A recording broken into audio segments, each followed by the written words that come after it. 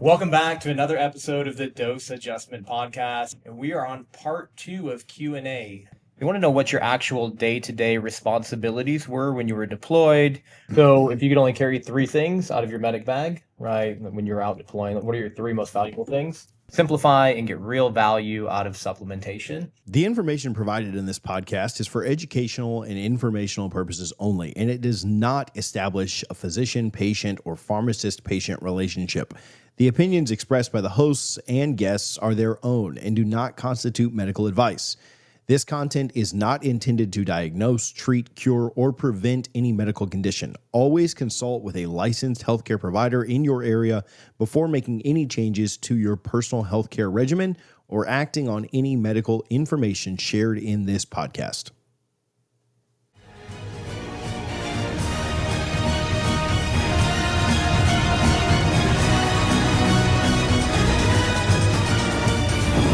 Welcome back to another episode of the Dose Adjustment Podcast. My name is Amir, your co-host. As always, I've got Kris with me today, and we are on part 2 of Q&A. So we've compiled a lot of questions that have come in through YouTube, through Facebook, other channels, in-store, emailed, combined a lot of them into similar types of questions, and we're here to answer those today for you. So we're going to jump right into it. Kris, we had some questions around, we want to know what your actual day-to-day responsibilities were when you were deployed. Were you seeing patients in a primary care setting? Were you working directly with units? Give us a sense of what medicine is like in the military. And I'm actually interested to hear this because I think I have one perception based on stories, but yeah, let's hear it. So for me, like I said, started out 18 Delta team medic, so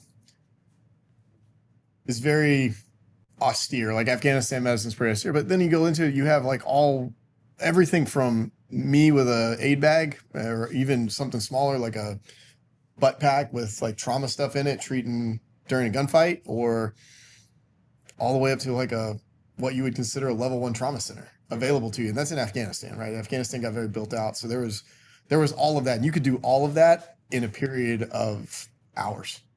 Okay. You could take a patient from they just got shot on the objective to all the way through surgery. So it is like progressive throughout your career. Like in the early part of your career, are you like deploying out in the field, patrolling, and then as you progress and get really good at your job, they let you stay at the surgery center? Like, how does that work? So I stayed out of the hospital in every possible way I could. Okay. Like I hated working there. Yeah, volunteer. I'll go do anything that's not in that setting. Yep.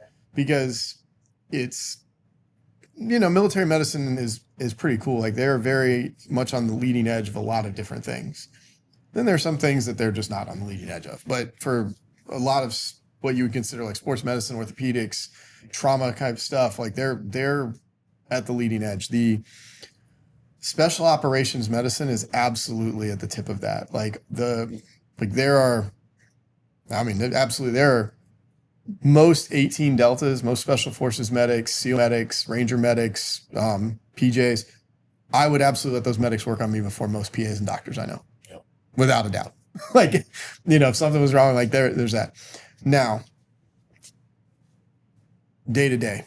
So team medicine as an 18 Delta, one thing SF will always tell their medics, you're a shooter first. Mm.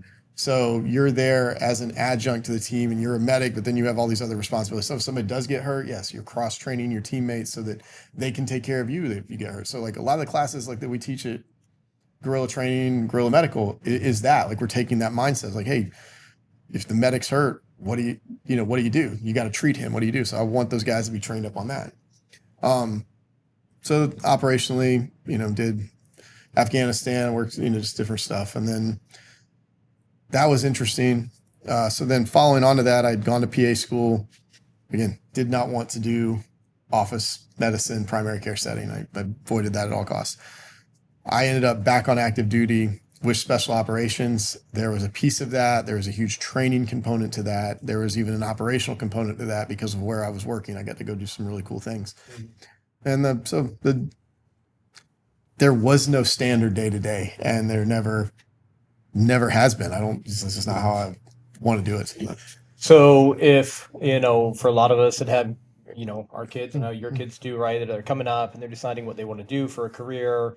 Some want to be lawyers, some want to be doctors, some want to be entrepreneurs, some want to, go to the military and fight first, If somebody's interested in medicine, is a military track something that you'd recommend?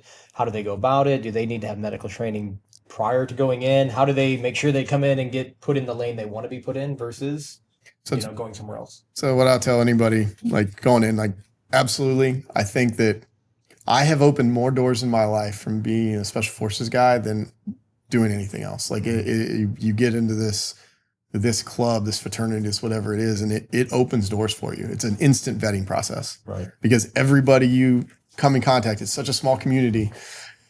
You're going to be in contact with people that are 1 or 2 degrees separation, and it goes through the SF Boy network. Like they're like, hey, what do you think of this guy? That guy's a fucking shitbag. Okay, you're not getting a job. Yep. Like that's it, and that's all you need because that's the guys you trust, and it works that way, and it opens a lot of doors. So that is one thing that I would encourage any young man, young woman that's wanting to get into it to absolutely check it out. You'll never be younger and better shape and whatever than you are when you're looking at it then. Like there's a finite window of when you're going to get there, because to stay in the job, you have to get to a certain level of training at a younger age to expand on that, because eventually you're using those repetitions to keep you going because all kinds of things. I mean, and then it just opens a lot of doors. Now, military medicine, absolutely. It's a great pathway. You will, there is no medical training in the world like the Special Operations Medic course. It was harder than PA school, without a doubt, for different reasons, but without a doubt, it was harder than PA school. I'm not saying that being an 18 Delta makes you a PA, but you will take those skill sets and they will change your life on what you believe you can get through and accomplish. Right. All right. So if you could only carry 3 things out of your medic bag, right, when you're out deploying, what are your 3 most valuable things? You only got 3. Only got 3. And this is a question for everybody at home. What should they have in their own personal And med bag? so I guess if you're talking like personal in the state stuff, in the States, in the States, okay. But hunting, fishing, getting wild, getting after it, enjoying life, hiking, out in the mountains, sort of crew. Okay. Right. Our people. Tourniquet. Okay. Absolutely tourniquet. Number 1, tourniquet. Hunting, fishing, hiking, chest seal, you got something like that. And then just kind of basically all bleeder stuff. Yep. Like that's your most likely injury, debilitating thing. Almost everything else can be kind of improvised, right? If you need to make a crutch, a splint, or whatever, cut up some trees, or whatever, you can improvise a tourniquet, but it would be all bleeder stuff. Bleeding support. Love it. All right, very good. Next question, and I kind of feel this one a little bit too, especially in my past. I've got literally 100 different supplements in my cabinet, each with its supposed benefit. I feel overwhelmed by which ones I should be taking and how often. How should someone simplify and get real value out of supplementation? And I'll say I'll feel this too because I've at times had shoe boxes, right, of supplements. Especially owning a couple of drugstores, I tend to take everything home that might have potential benefit. Yeah. Because we're literally throwing it away at expiration date. I'm like, no, that's still good. It's fine. It's so. I feel it. What's your advice? How do you approach it? Do you have this? Do you have boxes and boxes of supplements at your house? Not to some degree, but I've kind of got away from that because it's just that it's supplementation. So here's the thing about supplements, all supplements, and the difference that kind of people need to understand. When something is FDA approved as a pharmaceutical, the burden of proof is on the drug company to prove that it works. If something is a supplement, the burden of proof is on the consumer to prove it does not work. Right. So you can take something and be like, magic box of dirt, take this, right? So I mean, basically it's do your research because it is that. So whether you're getting like, okay, why did and obviously, ownership, everything, T1RX, we own it. We're working on it. We're giving it to our friends, our patients, those things. We're staking our reputation on what it is and like openly saying, no, this is our thing. This is what we do. Why does it matter? So most of the stuff you get, most places are getting their stuff from the same source a lot of times. It's the way it's broken down. Like, why does mag change work so good? Because the way you broke it down, it's taking those magnesiums, that tri-blended magnesium, and it's formulated in a way that is blending it with organic But substances. it's It will be cross the crunchy. blood-brain barrier, and Yep. so it's making it metabolically available. Yep. Right. Yep. That's it. Right. The vitamin DK2. Why? Well, okay, it's broken down. We are making it. It's biologically available. It's not just like taking it. So because you can make it cheaper. Yep. But For it's, sure. but you know, like we know, like you can, but it's taking those things and saying, okay, we're gonna make it cheaper, we're gonna do this, but what are we doing what is it, how is it packaged? What is the breakdown? Okay. Another thing that we use is like even Probaxtra, right? Like why do we support that one? Well, probiotics, they're just bacteria.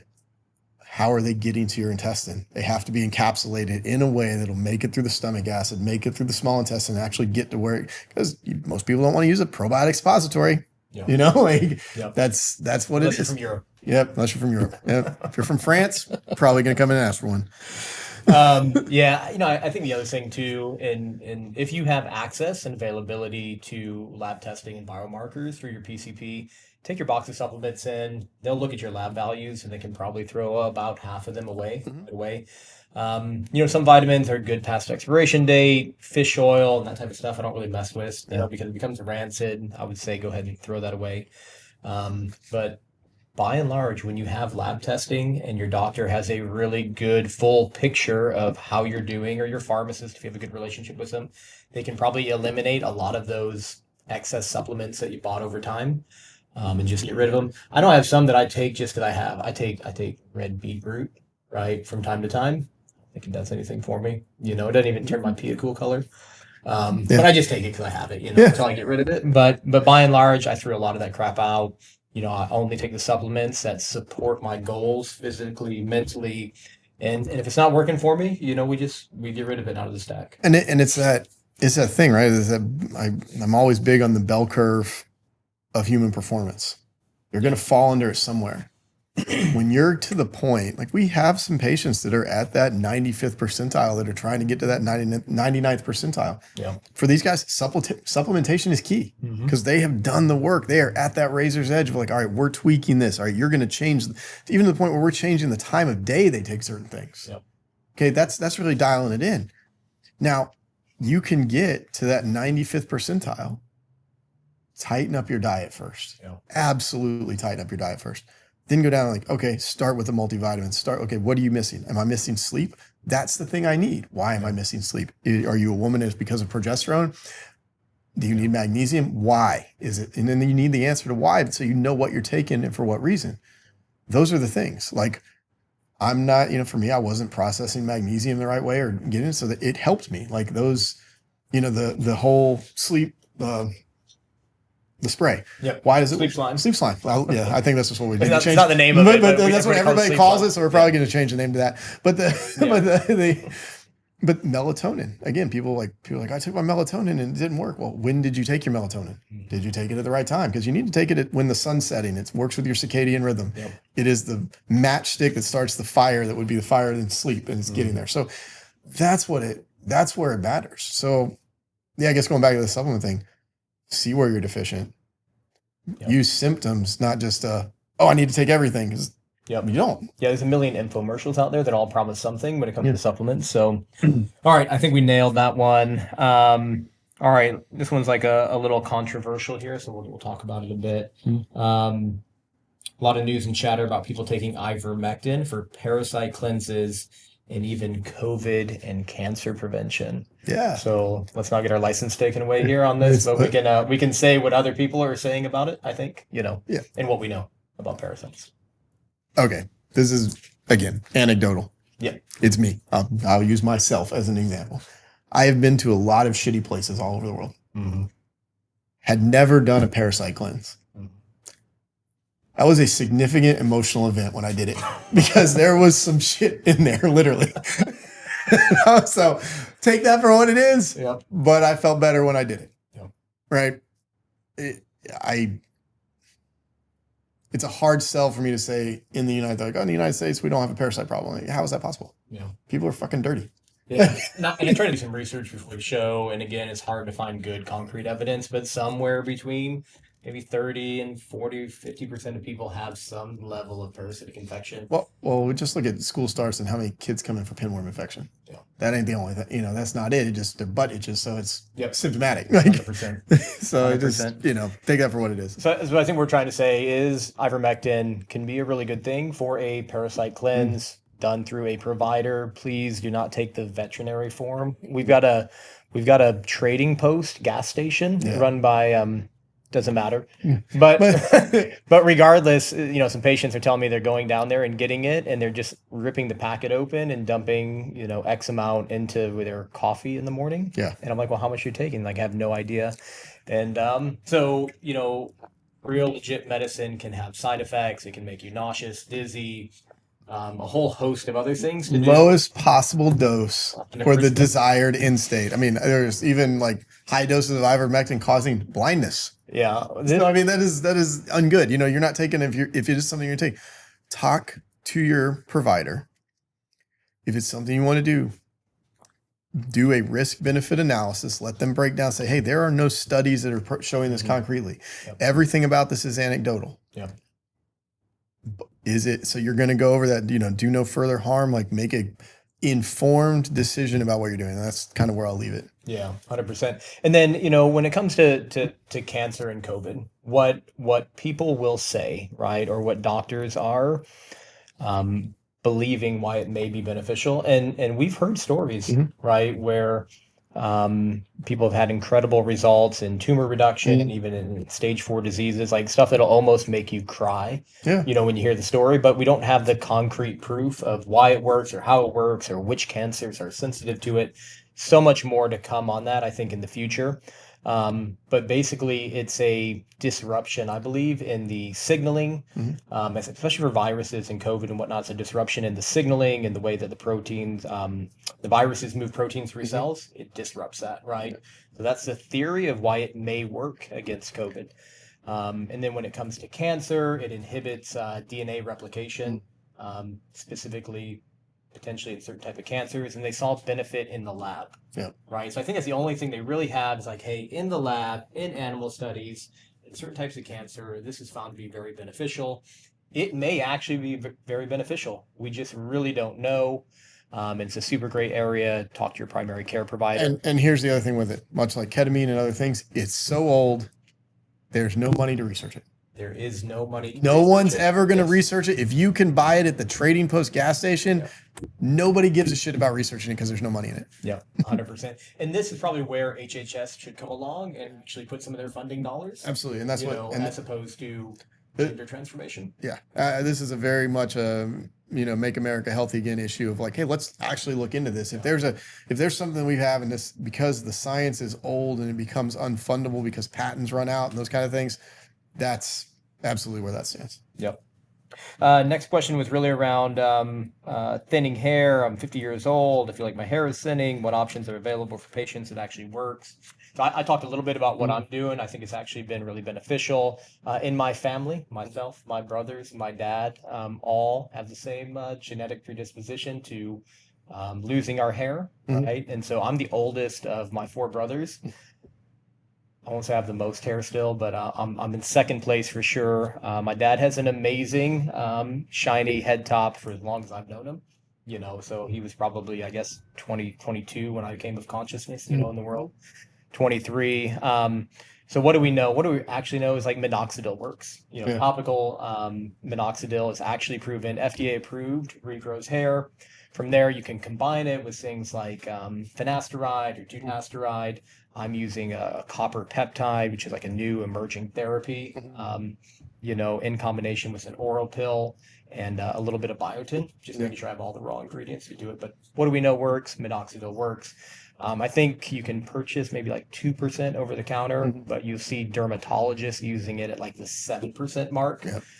Can be really effective. You've got to use it every day. Literally, if you are a non-compliant patient, you take 5 days on, 2 days off, or a week off at a time, you will lose all the progress that you have. Yeah, it's a consistency based thing. You have to use it. Yeah, and one of the things that, like, for me, I was kind of just ready to go ahead and shave my head. Actually, I actually have hair, which is great. I was just going to go ahead and shave my head, and for my wife, she was like, no way. No way. Take some of your medicine, you know. So, anyways, talk to your dermatologist, your primary care provider on that. We kind of already talked about methylene blue. So some of my family members have been taking methylene blue. They say they feel amazing. Why haven't we heard of it? Kind of goes back to the whole thing. I think the methylene blue is actually the first drug ever approved by the FDA in the history of the world. Like it was the number one. Yeah. And I don't know what year that was, but probably around the 1900s. So just a quick history on methylene blue. It was developed in 1800s as a dye. They would use it for, you know, pants and shirts, things of that nature. And then they discovered that it had antiviral properties. So it's used a lot for malaria. If you think about 80, there's no antibiotics. Yep. There's no antivirals. And they found that methylene blue has this, you know, mild, you know, antimicrobial effect, antiviral effect. It falls out of favor, you know, sometime in the 1900s. And then it started being used in the psychiatric wards, first to make sure that patients were actually taking their medicine. Yep. Because you'll be blue, you know, if you ever have methylene blue, you'll have blue urine, so they could tell whether they were cheeking the meds or spitting them out. And it's very important to tell your patients that that's going to happen. I have forgot to mention that a couple times and getting some very interesting phone calls. Yeah, so yeah, I may have had Emily, you know, take some of that, and she didn't say anything, you know, like she knew something was clearly off. Yeah. I'm like, oh, by the way, I put that in your vitamin stack the other day, and she's like, is that why it was blue? I'm like, you didn't think to say something to me? Like that could be a huge deal. I hear stories during World War II. They were using it again for malaria prophylaxis out there.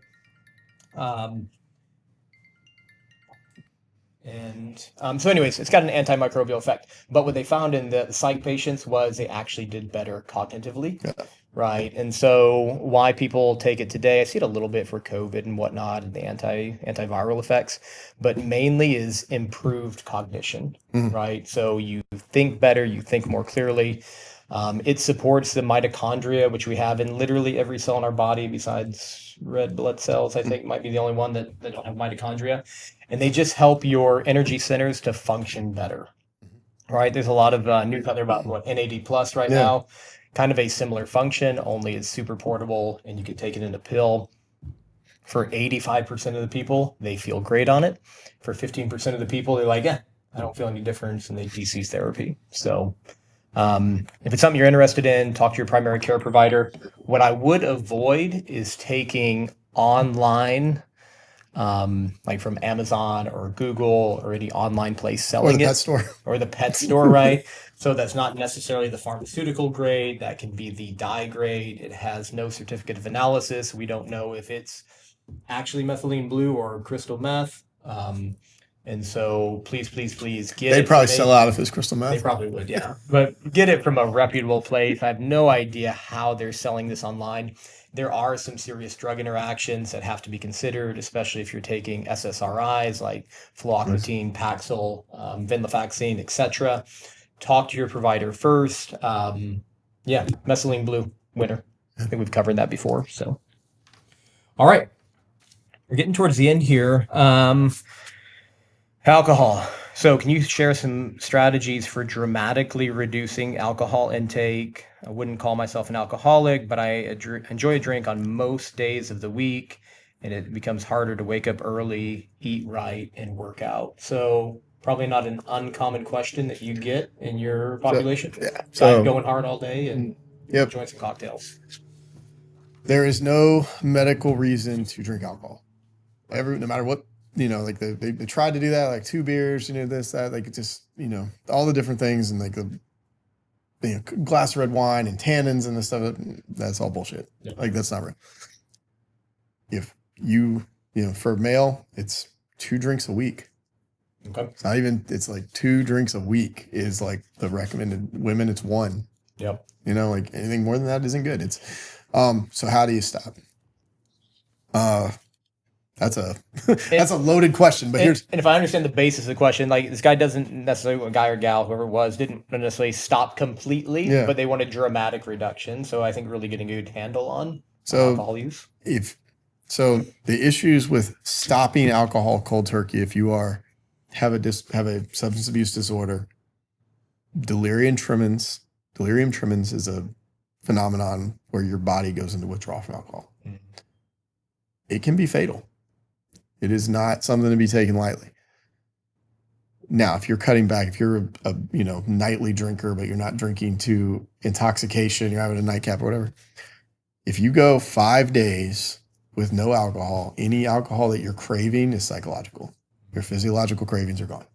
That's not, your body's not like, I need more. Like it's not, it's like, it's 5 days, you detox it.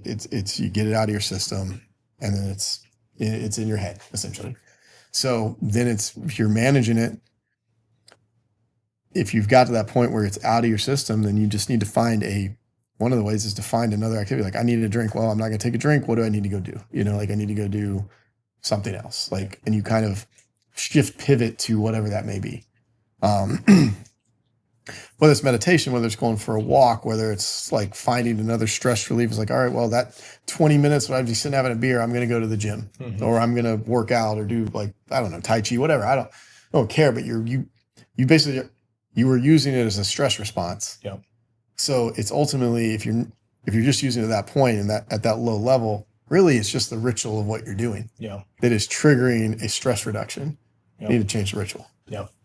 Yeah. 100%. I agree. I think, the strategies that I've utilized, was a patient group. I haven't had this exact question, but similar, as we're trying to get people metabolically healthy, which is the fight that we're in every day. I think go for that 20-minute walk. If you get home and you're ready to pour a drink, I think, if you have kiddos in the house, or if you have a partner, a spouse who doesn't drink, and they see you come home and just pour one, I think that's never a great example, right, for them. But if you can say, hey, why don't we go out and play some catch? Why don't we go for a walk? Let's go do something that is, I don't want to say mindless, but it's kind of mindless, right? Because people who are stressed to the max about whatever, nothing's that big of a deal in life. When you really get down to it, those little things we stress over are really not that big of a deal. And switching it out, like even the stuff where it's like, okay, if it's a function of just having a drink, switch it to something that you don't drink all day. Yeah. Like I don't know, like they have a certain kind of club soda. Yeah. Like, this is what and switch that out so that you're triggering your brain that, like, this is my wind down thing.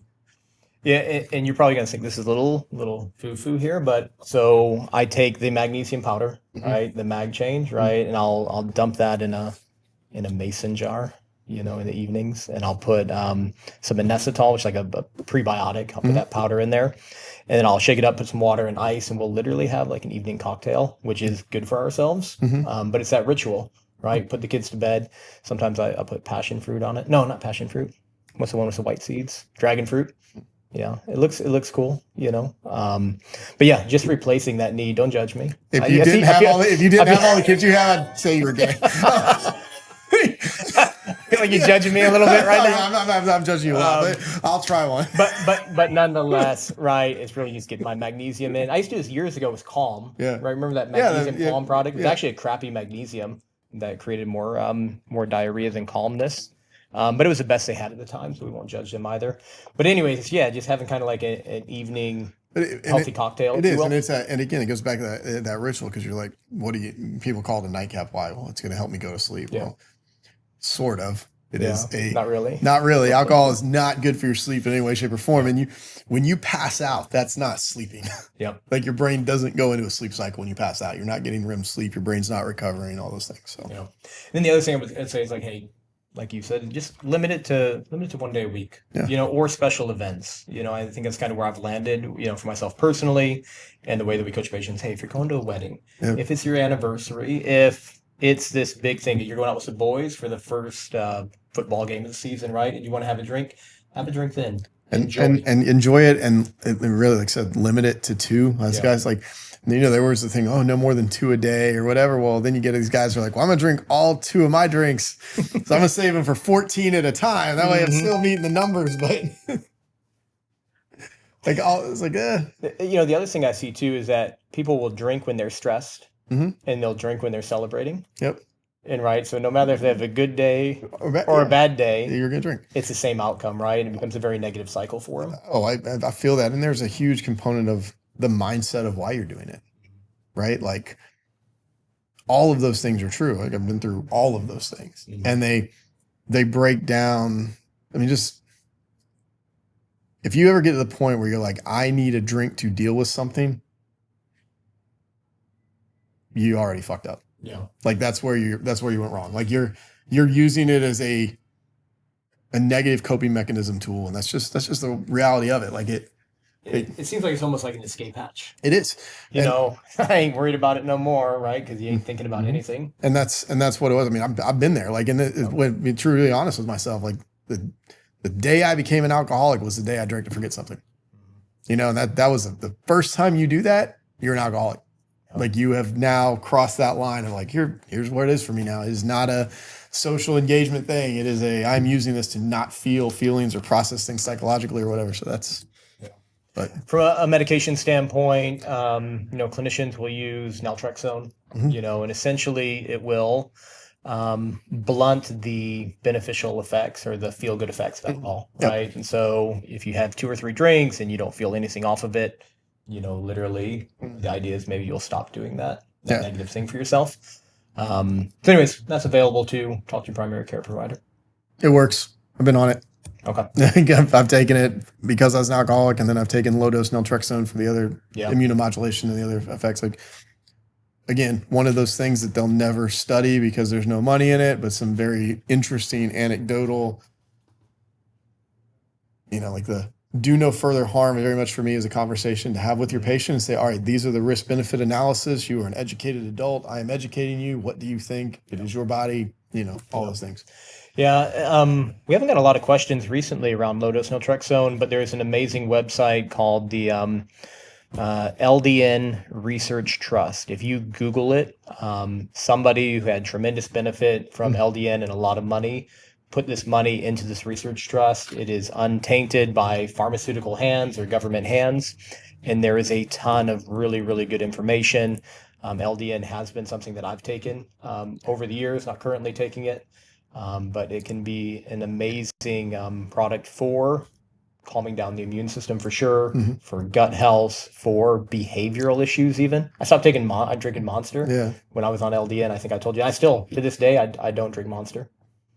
I've got a patient that had really bad breakthrough psoriasis, and I put him on that, and it modulated just down enough that to add to what they were on, that they are almost symptom free. They're thrilled with it. Yeah, definitely calms the immune system. So LDN, hot topic. We'll talk about it more on a future podcast. And somebody needs to do the ivermectin research trust. Yeah, if you got a lot of money and you watch this, hey, call that person and somebody dive in on that. Reach out. We'll help you get it set up for sure. So, well, hey, thank you for joining us again on this episode of the Dose Adjustment Podcast. If you missed episode 1 of the Q&A, you can literally click right here on the screen and it will take you to the first episode. Or right here on the screen, right here. Have a good day, everybody. Thank you. The information provided in this podcast is for educational and informational purposes only, and it does not establish a physician-patient or pharmacist-patient relationship. The opinions expressed by the hosts and guests are their own and do not constitute medical advice. This content is not intended to diagnose, treat, cure, or prevent any medical condition. Always consult with a licensed healthcare provider in your area before making any changes to your personal healthcare regimen or acting on any medical information shared in this podcast.